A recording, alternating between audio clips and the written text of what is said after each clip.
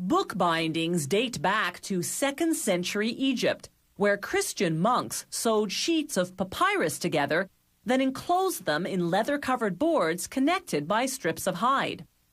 Monks in medieval Europe stitched together handwritten parchments, binding them between wooden boards often covered in leather, sometimes even embellished with gold leaf and gems.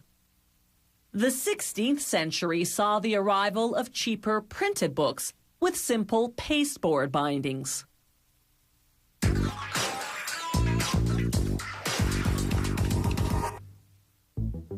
Today, commercial book binding is highly mechanized. The process starts with large sheets of paper, each containing several consecutive pages of the book. A worker positions a stack of each sheet into a machine appropriately called the guillotine. Its sharp blade drops down and chops off excess paper.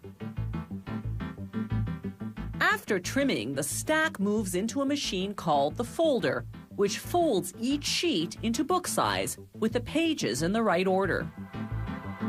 As we see here in slow motion, the machine starts by perforating the fold line. Then the sheet moves along the conveyor belt until it hits a stopper to the far right. That stop position aligns the perforation between two rollers. Watch in slow motion how those rollers pull the page down, pressing a neat fold. This process repeats itself for each fold of the sheet. The result of all that folding is what's called a signature, a unit of pages in the correct order but still attached to each other. A book is made up of several signatures. Another machine now assembles them in the right sequence, along with the cover for binding. There are many different binding methods. This one is called wire stitching. As we see here in slow motion, the machine drives heavy-duty staples right through the spine of the signatures and cover. The staples are cut from steel wire that's so strong, you have to tear the book apart to remove them. Here's another slow-motion look at that stapling action.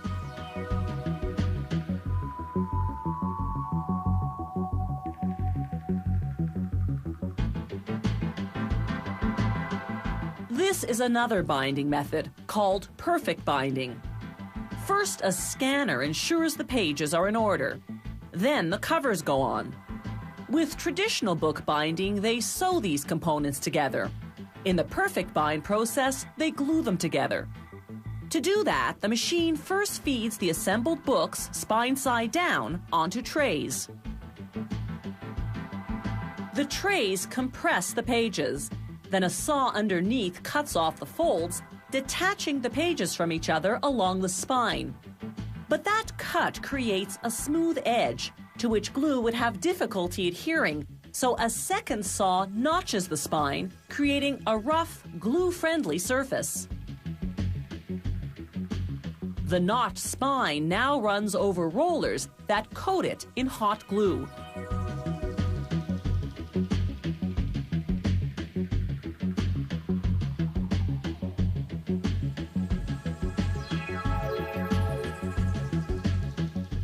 Finally, two conveyor belts merge. One with the book's pages, assembled with a notched and glue-coated spine, and the other with the book's cover.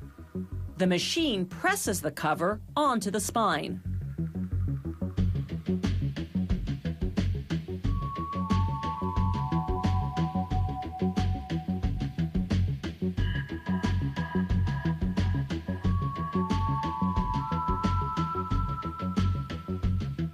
The book now travels along the conveyor belt for another 30 seconds, during which time the glue air dries.